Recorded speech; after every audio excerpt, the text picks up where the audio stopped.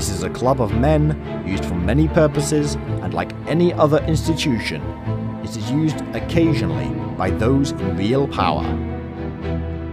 The same can be said of a political party, religious group, or trade union.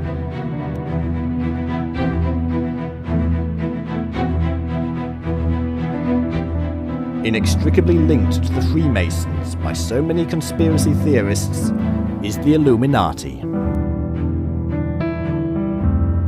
It was all started in 1776 by a professor called Adam Weishaupt in Bavaria, Germany. Its members were recruited from within the Freemasons originally and advocated secularism, liberalism, and republicanism. It was a direct threat to the royal houses of Europe and the religious world at large. As such a threat, and because of its growth, the secret agents of Charles Theodore, the Elector of Bavaria, infiltrated the organization.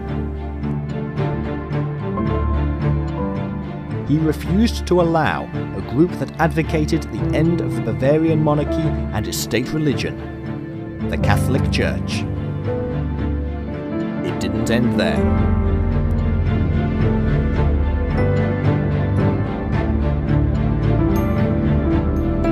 Even after the suppression and supposed dissolution of the Illuminati, it was claimed that they had continued and gone underground.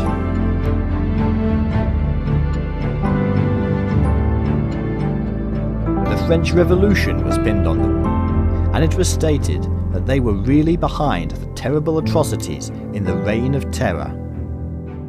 The Illuminati were everywhere, hidden and dangerous. Europe was under threat. The facts are there. Men across Europe were conspiring secretly to bring down the authorities of church and state. The Illuminati was a convenient title. Just as today we use ISIS or Al-Qaeda. By the 19th century, the royal houses of Europe were seriously afraid of this hidden threat. In fact, the methods used to suppress revolution were so harsh that they in fact brought it on. By the 20th century, the myth of the Illuminati was so strong and still alive that it was being claimed they had infiltrated every level of society, and that, in reality, it was serving the Jewish elite. This kind of propaganda actually played right into the prevailing anti-Semitism of the day. It was claimed they were actually planning on dividing the world between communism and capitalism, both of which were said to be of Jewish origin. The reason was to rule the world through this division. Suddenly, secret societies such as the Skull and Bones and the Bohemian Club were said to be Illuminati covers. A new world order was being created by this secret cabal through many seemingly separate organizations. The problem with much of this is evidence. We actually have no evidence that the Illuminati outlived the 18th century. All we have are rumors. Admittedly, there are a lot of rumors and links, and it is easy to see why 19th and 20th century writers were convinced they had survived. As if by magic, an anti-Semitic text sprang up in the early 20th century, backing the claims that there was a Zionist conspiracy afoot. It was called the Protocols of the Elders of Zion, and it was damning. Published in Russian in 1903, the text alleged that the Jews and Freemasons were conspiring for world domination. It is supposedly the minutes of a secret meeting between a group of elite Jews who, it claimed, believed they had the right to rule the world as the chosen people. Whoever really created the protocols understood propaganda well. It revealed that behind the facade of the Freemasons and even the Illuminati, there lay a Jewish conspiracy. It was part and parcel of a universal anti-Semitic world that culminated in the Holocaust of the Second World War.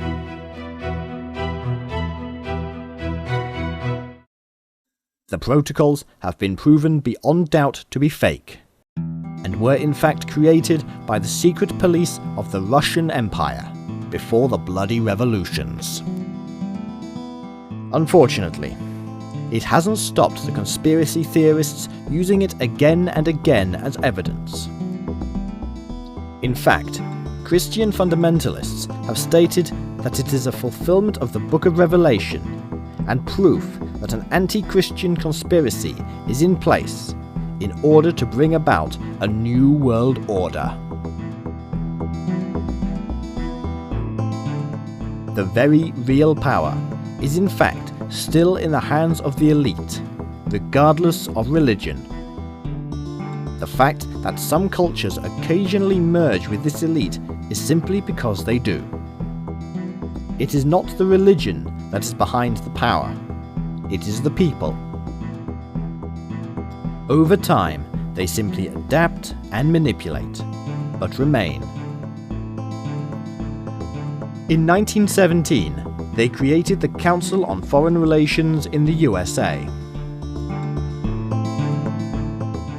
The story goes that Woodrow Wilson asked a group of New York academics for opinions on foreign policy. The idea was to bring together scholars from a US and British background and to find diplomatic ways of ensuring peace. Many of these were from a secretive organisation set up by a powerful British politician called Cecil Rhodes. It was called the Round Table from the stories of King Arthur, the king who was given the right to rule by God himself. What in fact happened was the creation of a very powerful and unelected body of financiers, manufacturers, and international lawyers, all put together by the US Secretary of State, Elihu Root. Later, this same group created the Trilateral Commission, inspired by the banker David Rockefeller, himself the chairman of the Council on Foreign Relations. The web was growing, and to the outside world it all appeared separate. This is how the process goes. Create many organizations. Place leaders who are part of the cause, and nobody is any wiser. The world is asked to fund it, and decisions on world politics are then made by people neither you nor I have voted for. The Trilateral Commission was to foster closer relations between the US, Europe, and Japan, unifying decisions. In truth, all of these organizations are run by the same old guard. It is the power base that has been in place for centuries. International bankers and businesses, owned by the same old people influencing our so-called democracies.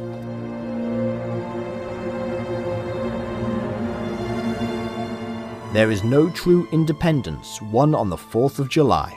There never was. No president of the US has ever been elected that was not part of the gang or could be manipulated by the gang.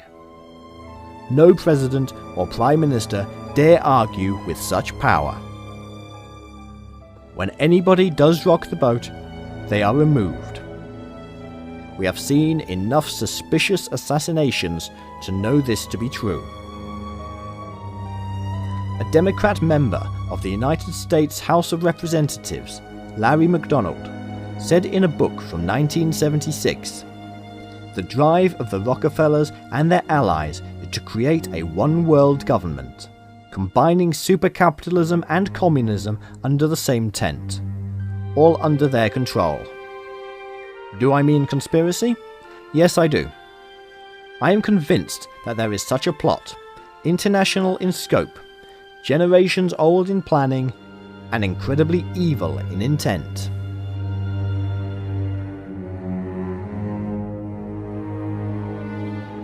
There is little doubt that men in power wish to remain in power, that they will do whatever they can to grow in strength. Along the way, they gather around them others of like mind. Over the centuries, that power is passed on, not to an elected representative of the people, but to others within the family or fold. Would you build an empire and not pass it to your offspring?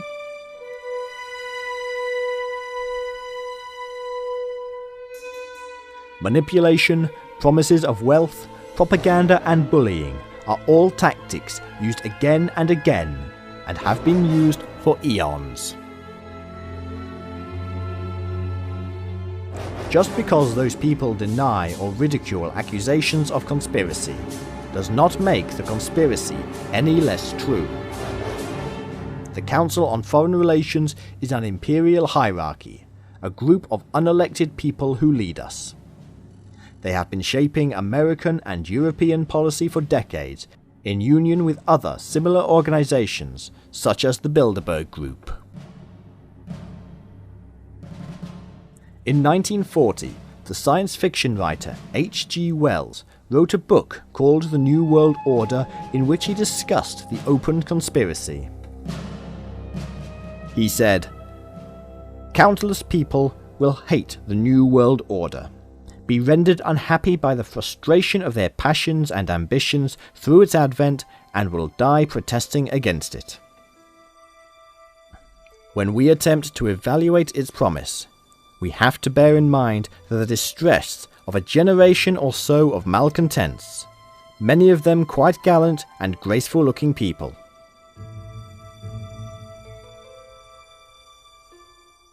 Wells was himself an advisor to the United Nations. He knew what was going on and even fought for it. His popular fiction, The Time Machine, is an insight into the reality he could not openly speak of. A future world divided between them and us. A world of people controlled, who have lost their voice and spirit." At the time Wells was writing his books, there was a world war afoot. It was a continuation of unfinished business from World War I. It was a social and political revolution in Europe that spread across the world. The outcome of these two wars was simple, and was, in fact, what the Illuminati had been looking for. The old ruling elite, the old royal families, the religious power bases of Europe were altered beyond recognition. Great Britain simply lost its empire. Everything changed, and power shifted to the New World. New groups were set up, or old groups altered in shape and function. Very few of them elected. Jobs were created for the boys, and the world suddenly divided east and west. A new spurt of growth occurred in arms around the world. Trillions of dollars made on the back of fear. Before the war, the same bankers and businessmen that set up many of the new groups were in fact helping to foster and pay for a man called Adolf Hitler and his band of brothers to come to power. Hitler wanted to wash away the old Reich and bring in a new world order. He had promise, but he was also expendable. After the war, a great many of the Nazis and their knowledge were taken away to the New World and used secretly for yet more power games.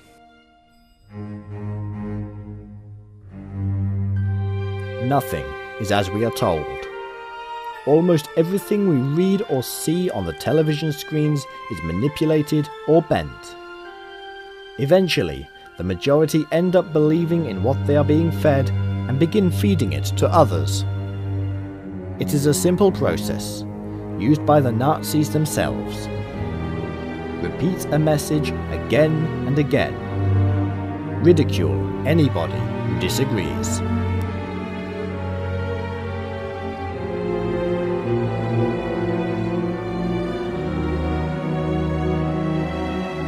The moves being made are gradual and for good reason.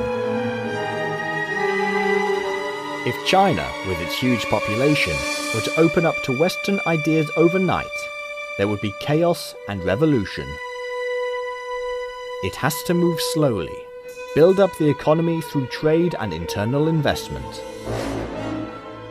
It has to come into balance with the West, rather than being exposed to it and cause massive jealousy and resentment. In some ways, regardless of our opinions of the Chinese government, they are saving lives by working this way. Revolution has always caused massive bloodshed. The same is true of the West in many respects. We simply cannot place a one-world government into power overnight. Too many nationalistic sentiments would cause international outrage. It has to be done slowly. And we must not forget that there are those groups in the world who see the corruption of the Western way and are fighting against it. This has yet to be met with force and propaganda, and this takes time, and is a useful tool to raise yet more arms revenue. The gradual nature of the New World Order is easy to map. From the 1800s, new international groups have been fostered to meet behind the scenes and grow the beast. A fraternity of brothers, crossing borders and religious barriers, meeting behind the scenes and making deals. By the 20th century, we were creating a League of Nations, an International Monetary Fund, a United Nations, a World Bank, a World Health Organization, a European Union, World Trade Organization, African Union, and the Union of South American Nations. These are just a few of the powerful clubs around the world where the members are more often than not placed into power, not elected. And we are told repeatedly that we live in a democracy. While the West accused Russia of causing trouble in Eastern Europe, they sell them arms and buy their gas. While we bolster one regime in Africa, we sell the other side weapons and food. The surface story is thin. It has always been this way. As Lawrence of Arabia was convincing the Arabs that Great Britain was on their side, the Brits and French were plotting to carve up their land between them and siphon off the oil. Indeed, the British Secret Service were even in talks with the enemy, the Turks. The question is not whether a world government will ever happen. The question is not even when. The question is, why are we not fully aware that it already exists? The answer is smoke and mirrors. Distractions are everywhere. While the major Secret Service organizations of the globe are busy collecting data on our every word and deed, the governments are passing legislation empowering them to do so. Because of the perceived threat of terrorism, a threat they created through their actions and have utilized again and again. Israel and Palestine are in such a mess because of the British and French messing around in other people's territories. It is not a Jewish holy land and never was. But it was convenient. Massive distractions are everywhere. We're so bombarded with them now that we hardly know what's happening in our own lives, let alone being able to see the child of the New World Order has grown into a fully formed and functioning organization. The banks, the media, the politicians, industry, religion, and royalty are all members of this New World Order, and they all meet regularly at the highest level to decide on the next move. Thousands of intelligent men and women then run around with small parts of the bigger picture and make it happen. Eventually, the lies become reality, and we, the people, do the master's bidding. With all the modern technology that now surrounds us and entraps us, with all the science and evolutionary evidence, with satellites out in space and visions of subatomic particles crashing into each other, we ought to have arrived at a place where the yoke of mystery and religion no longer held us under its spell. And yet, billions of people still believe in God, ghosts, and life after death. Our ruling elite, the ones behind the scenes, the ones who are currently holding the golden thread of time woven by their ancestors, are no different. How do I know this? During my time with the Order in the UK, I was amazed to discover that at the very heart and right at the very top was the belief that the thing they called God holds sway. That it was of paramount importance to everything they did. That their power was given to them by this deity, and that it was their solemn duty to follow through as their ancestors had done. This is no joke. This is very real. These people are not ordinary Freemasons, although some of them were also Freemasons. These people were not ordinary members of the public. These were powerful people, and they believed in divine authority, especially as it was given to them. Each one of them could trace a line of descent back in time to prove their uniqueness. Each one was born into the role. They took it very seriously. I only saw a small glimmer of the light that is the world of the secret society. How blinding must it be should we ever reach its pinnacle? We hear names such as the Cathars, Templars, Rosicrucians, Freemasons, Illuminati, Kabbalists, and more. These are fleeting names, branches of one esoteric tree. But pull hard enough on any one of them, and you begin to unearth the roots, and they run very, very deep and spread throughout the world.